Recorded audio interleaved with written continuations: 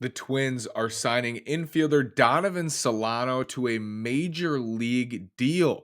What does this mean for the roster, for the infield? It's curious. A lot of questions coming up on today's episode of Locked On Twins. You are Locked On Twins, your daily Minnesota Twins podcast, part of the Locked On Podcast Network, your team every day.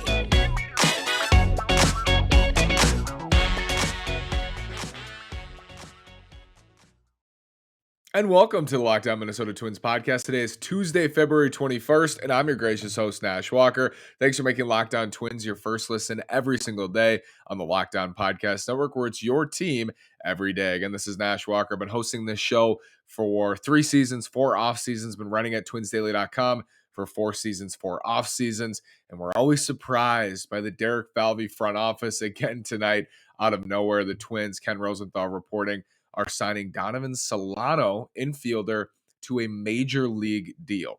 If this news came through as a minor league deal, I don't even think I'd mention it on the show. I'd say, hey, that's infield depth for the Twins in the minors.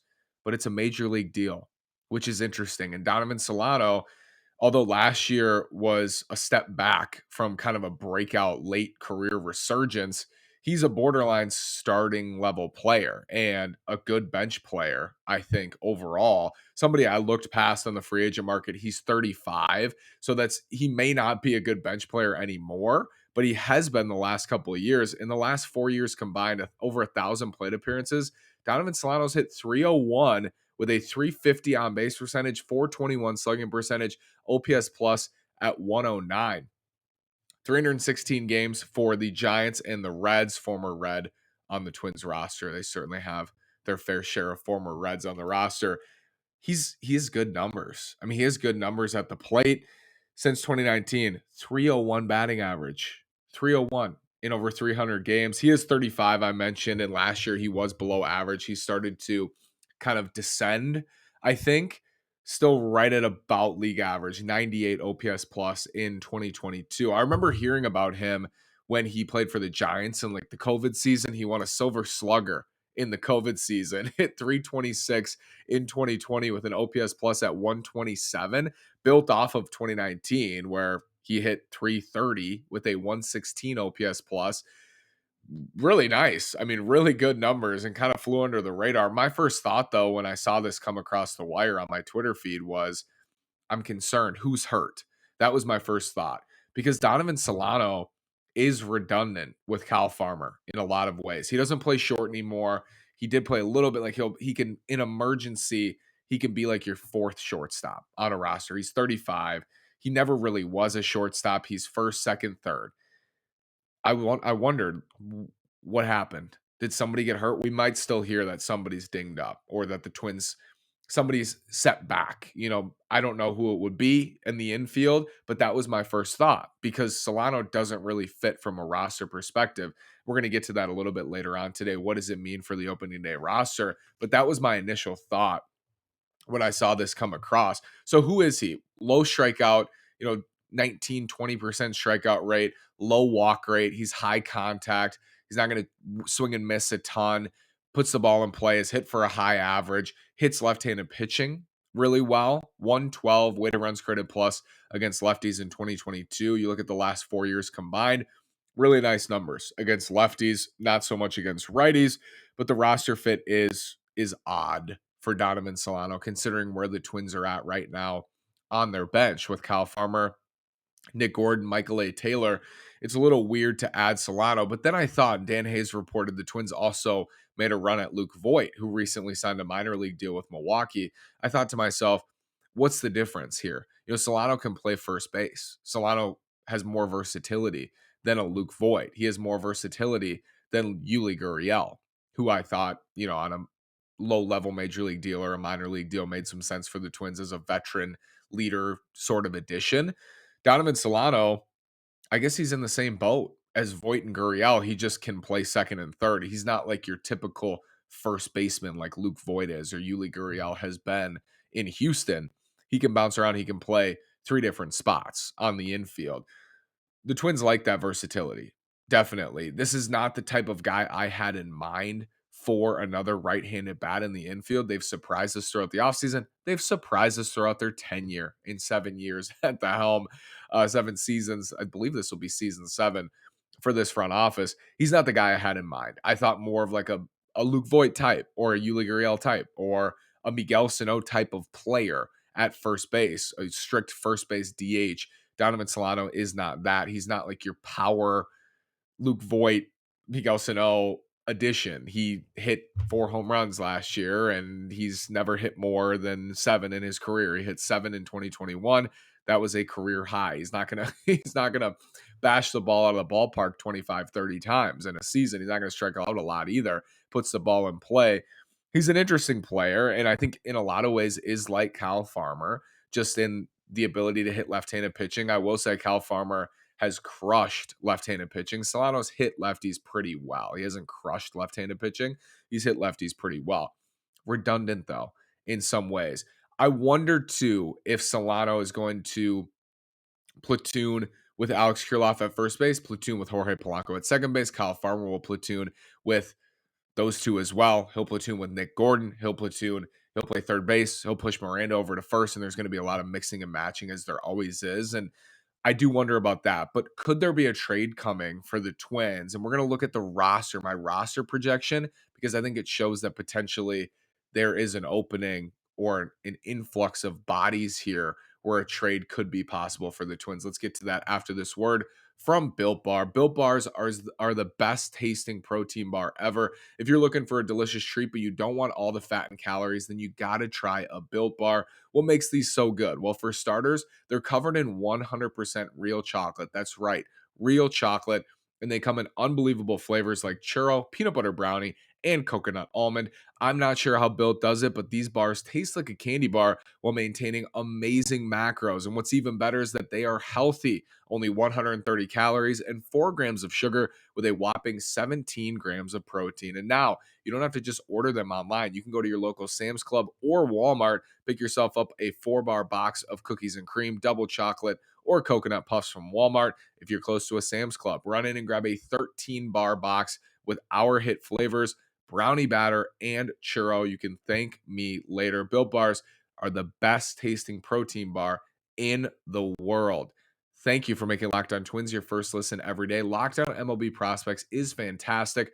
Hosted by Lindsey Crosby. He's a prospect encyclopedia going deep on the MLB stars of tomorrow. It's free and available wherever you get your podcast. Let's look at my roster projection 7.0. If you've been watching the show, you know we've pulled this up throughout the offseason when the Twins brought back Correa, when they traded Gio Urshela. We've been on it when they traded for Kyle Farmer, Michael A. Taylor. This roster has been in flux throughout the offseason. It will continue to be in flux. I don't think this is going to be the group on opening day for injury, trade. Otherwise, I don't think this is going to be the exact group. But here's what it is. If you're listening and not watching on YouTube, across the outfield, Joey Gallo, Byron Buxton, Max Kepler on the infield, Jose Miranda at third, Carlos Correa at short, Jorge Polanco at second, Alex Kirilloff at first, Christian Vasquez, Ryan Jeffers behind the plate. And then on the bench, and this is where the Solano addition comes into play, Nick Gordon, Kyle Farmer, Michael A. Taylor, Donovan Solano. That's your position player group right now, I think projects for opening day. The biggest takeaway from this position group and the biggest change I made was Trevor Larnach is not on the opening day roster in this projection. Could Larnach make the opening day roster? Do I think he will? Ultimately, I think Trevor Larnach will be on the opening day roster for one reason or another. But right now, it doesn't make sense. And here's why. You already have Gallo and Kepler in the corners as left-handed bats. You have Kirilloff, who can play the outfield. He's playing first base. You have Nick Gordon on the bench, who I think the Twins view as an outfielder more than anything, a left fielder. They really don't need another left-handed bat on the bench. They have enough left-handed bats. They have a right-handed platoon bat in Kyle Farmer. They have a right-handed fourth outfielder in Michael A. Taylor. And now Donovan Solano fills in that versatile infield role on the bench. Solano, I mentioned, is definitely redundant with Kyle Farmer, but you don't need another left-handed bat on this bench, I don't think, right now. Solano makes more sense from a roster utility standpoint than Trevor Larnach does because the Twins haven't really traded away from that left-handed glut in the outfield. Kepler still there. If they trade Kepler, that's going to change things. Then Larnach all of a sudden probably is your opening day left fielder, and Nick Gordon's your opening day left fielder, and that pushes Larnach up to the bench. But as it currently stands, I have Trevor Larnach in my projection starting at AAA in St. Paul. That's the takeaway here. That's my takeaway is Trevor Larnach pushed off the roster, the opening day 26-man roster because of Donovan Solano. And it's surprising, I think, in that way. Like, I think there's still belief in Trevor Larnach, and there should be. I mean, he's not that far removed from being a top 100 prospect or just outside the top 100 globally as a prospect. There's still belief in him. The Twins are going really far with this depth thing. They've made it a point all offseason to add as much depth as possible. And I think adding Donovan Solano furthers that. It's even more depth. It's even more infield depth for them on their bench, and now pushes everybody back. Larnach's in AAA, and you have so many bodies and so many guys here. Could there be a trade coming for the Twins? I wondered at the beginning of the offseason, this was before the Twins traded Luis Ariz. I speculated. I don't know anything, but I speculated. Could the Twins trade Jorge Polanco, start Luis Ariz at second base, and then Alex Kirilloff takes over at first, which he ended up doing because they traded Ariz?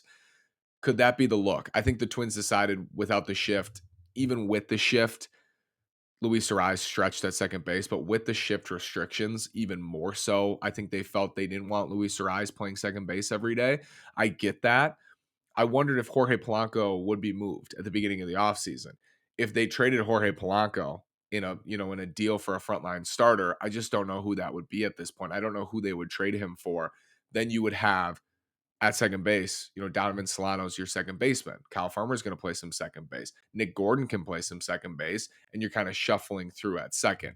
That's an avenue I could see as well. The Max Kepler factor is still in play. Could the Twins trade Kepler out of right field, and that situation I just described plays out, where Gallo shifts over, plays right, Nick Gordon starts in left against right-handed pitching, and that opens the door for Larnach back on the 26-man roster on the bench. That's another possibility here. If they view Kyle Farmer as an adequate left fielder, outfielder, that makes sense to still trade Kepler, open that up. Farmer then platoons in left field with Nick Gordon. That's a very natural left field platoon. Gordon starts against righties, Farmer starts against lefties. Makes sense. And then Solano's playing second. I'm not saying I think that's going to happen. That's an avenue as well. Polanco, Kepler, the guys we've discussed all offseason as potential trade candidates. Polanco a little bit less, just because I do think he's so important to this team. But, you never know with this group. You never know with this front office. So what could be coming next for the Twins? More roster implications after signing Donovan Solano. We do not have terms yet, but it's coming after this word from FanDuel. FanDuel.com is the official sportsbook partner of the NBA. The midway point of the NBA season is here, and now it's the perfect time to download FanDuel, America's #1 sportsbook, because new customers get a no-sweat first bet up to $1,000. That's bonus bets back if your first bet doesn't win. Just download the FanDuel Sportsbook app. It's safe, secure, and super easy to use. Then you can bet on everything from the money line to point scores and threes drained. Plus, FanDuel even lets you combine your bets for a chance at a bigger payout with the same game parlay. So don't miss the chance to get your no sweat first bet up to $1,000 in bonus bets when you go to FanDuel.com/lockedon. That's FanDuel.com/lockedon to learn more. Make every moment more with FanDuel, an official sports betting partner of the NBA. Could the Twins swing a trade before opening day? Absolutely. The Twins could swing a trade before opening day. It could be Polanco. It could be Kepler. It could be Larnach. It could be anybody. I'm very in touch, and I've been throughout because I host a daily show and I love it. I love doing the offseason stuff. I feel like I'm in touch with the market. And one of my key points this offseason was there's one starting pitcher I think will be traded who is the most available, and his name is Pablo Lopez. And what do you know? Traded to the Twins. Beyond Pablo Lopez, there's nobody who's a one or two, number one starter, number two starter, borderline number two starter. I would put Lopez into that category, who I think it will be traded this offseason. I hoped and did speculate early that Milwaukee could potentially trade Corbin Burns or Brandon Woodruff. They came out and said early that those guys are off off limits. That changed things. Of course. I mean, those are two of the best starters in baseball, and they're both on one team. If the Brewers were to trade both of them, that would shake up the entire market. Pablo Lopez is the best starter who's been traded this offseason. Could the Twins package up Trevor Larnach, multiple other prospects for somebody like Brian Reynolds or an offensive addition? I think that's possible. I think anything's possible with this front office. I think all of those things are possible. I don't think the Donovan Solano deal suggests that that is what they are trying to do. I mean, maybe it is, but it does open up that possibility. I think it absolutely does, where this roster is not complete. You know, the Twins are in a position where they can get creative. That's been the case all offseason. That's why this offseason was so interesting.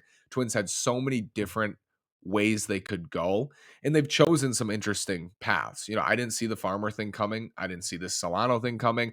I'm not going to sit here and say Donovan Solano that's a huge deal. Like, it's not. It's probably a $1 or $2 million deal. We don't have the terms yet. Ken Rosenthal broke the news, but I haven't seen the terms. It's probably a $1 or $2 million deal. You know, Kyle Farmer is a backup shortstop. These aren't big deals, but the Twins they've gone in directions this offseason that have been interesting. Trading a Rise, bringing back Correa, Farmer, Solano, Pablo Lopez. Like, they had these avenues. Trading Gio Urshela, they had these avenues. They took some of them. They didn't take others. You know, Jorge Polanco was an avenue. To this point, they haven't taken the Max Kepler trade avenue either. They've had a lot of different ways they could go, and they still have a lot of different ways they can go, I think, with this current group, because they are so deep in left-handed outfielders. They still have ways, avenues, different decisions to make here. Donovan Solano shouldn't change that much for their opening day roster. He shouldn't. Like, because you have Donovan Solano, oh, we have to trade Trevor Larnach. No. But I think when you bring in Solano, yeah, it's an interesting move. It's an interesting move. It's a move where you look and you say, this doesn't make a ton of sense to push Trevor Larnach down to AAA, to add another, you know, right-handed utility infielder when you already have Kyle Farmer. You know, Austin Martin is hopefully on his way to the majors as a very similar type of player. I think he's going to play in the outfield, Martin, and the infield, but a similar type of player. You know, Brooks Lee's coming too. Ed Julian's coming as another left-handed bat. They have bats coming, so it's a curious move. I wonder if I would feel that way if Solano was just strictly a first baseman, though. If the Twins had signed Luke Voit to a major league deal, I wouldn't say it's a curious move. I would say that does push Trevor Larnach in my roster projections. Same impact on Trevor Larnach. So for that reason, it's interesting.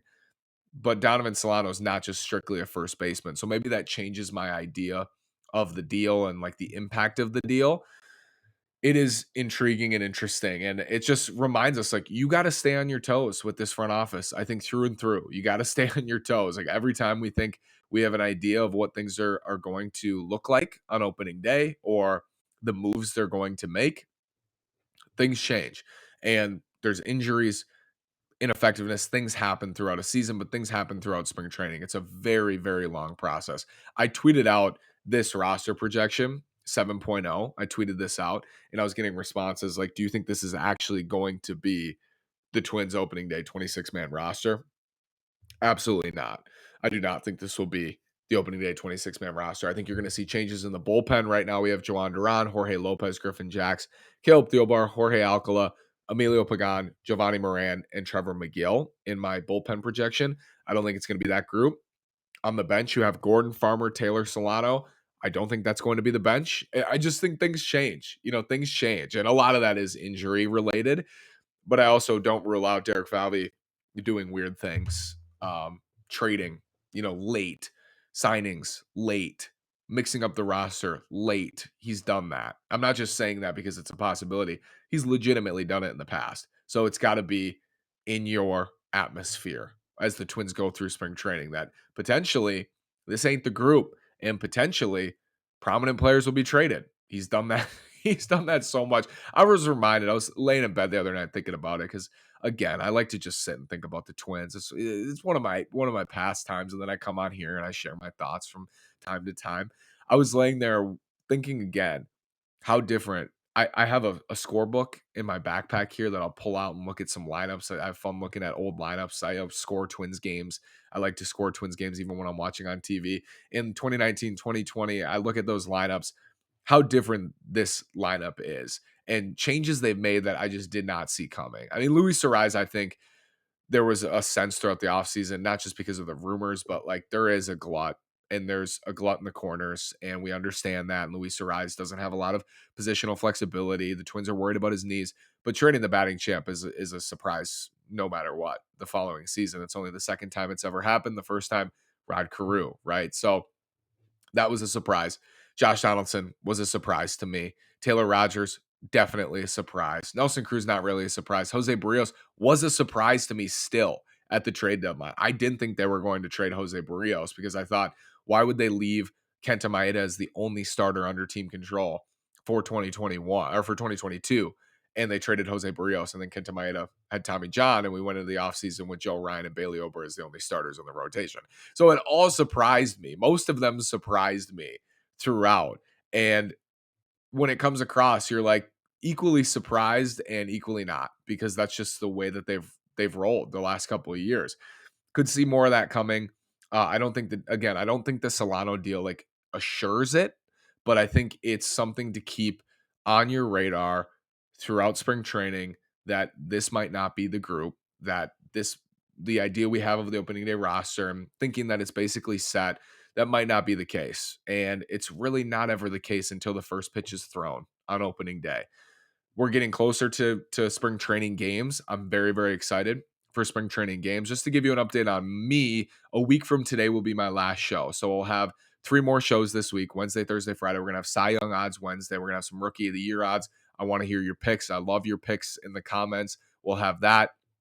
And then we'll have like a farewell next week as well. And I'll have my roster projections. I'm going to look at my ideal lineup for the Twins against right-handed pitchers and left-handed pitchers. And then I will give my projected opening day roster, opening day rotation, opening day lineups, and all of that before I'm done next Tuesday. So thank you so much, as always, for making Locked On Twins your first listen every single day on the Locked On Podcast Network, where it's your team every day. Donovan Solano is a Minnesota Twin. Interesting, intriguing, decent player, 35. We'll see if he's still got something left in the tank. But the last 4 years, he's hit over 300, which that's wild. I mean, he reminds me of like Jose Iglesias, the shortstop, in some ways, but I think he's a little bit better, at least in the last handful of years has been better. Not a shortstop anymore like Iglesias. I think Iglesias is still looking for a home, if I remember correctly. Donovan Solano, no longer looking for a home. He's going to be in Minnesota. Thanks again for making Locked On Twins your first listen. For your second listen, Locked On MLB Prospects. Host Lindsey Crosby is a prospect encyclopedia going deep on the MLB stars of tomorrow. It's free and available wherever you get your podcast. Thank you so much again for listening. Have a great day, and go Twins.